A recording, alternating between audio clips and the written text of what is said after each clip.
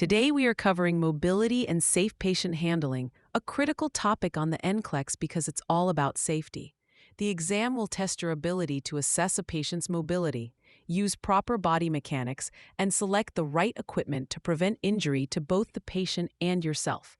Imagine a question describing a 70-year-old client who is 2 days post-op from a total hip replacement. The order is to ambulate with a walker. The question asks for the nurse's priority action. The options might include teaching the patient how to use the walker, assessing their pain level, checking their vital signs, or simply helping them stand up.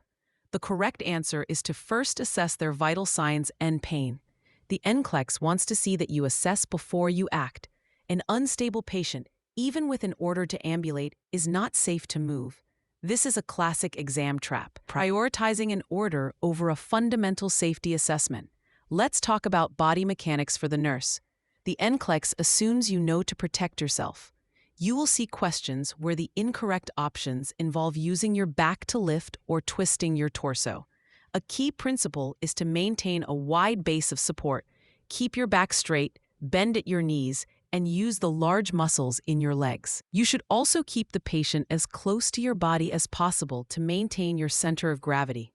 A great way to remember this is the mnemonic B.A.C.K, which stands for bend at the knees, align your spine, center of gravity low, and keep the patient close. Following these steps prevents the most common nursing injuries, and on the exam, any option that violates these principles is automatically incorrect. Now, consider transferring a patient with right-sided weakness from a stroke. The exam will test your knowledge of the correct procedure.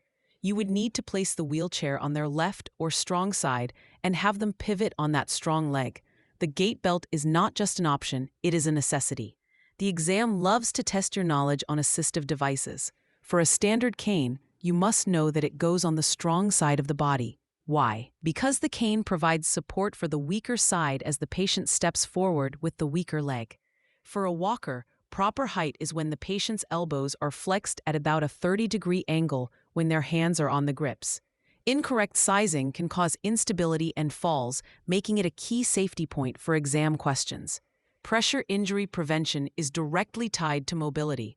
The NCLEX loves select all that apply questions on this topic. A question might describe an immobile patient with a low Braden scale score and ask for appropriate interventions. You should be looking for options like implementing a 2-hour turning schedule, placing a pressure-reducing mattress on the bed, assessing skin at least once per shift, and ensuring adequate nutrition and hydration. An option like massaging reddened bony prominences is an outdated practice and a common incorrect choice. The key takeaway is that mobility isn't just about walking. It's a comprehensive safety concept that starts with assessment, requires correct body mechanics and equipment, and includes preventative measures like skin protection. The NCLEX will always guide you to choose the safest, most textbook-perfect action that minimizes risk.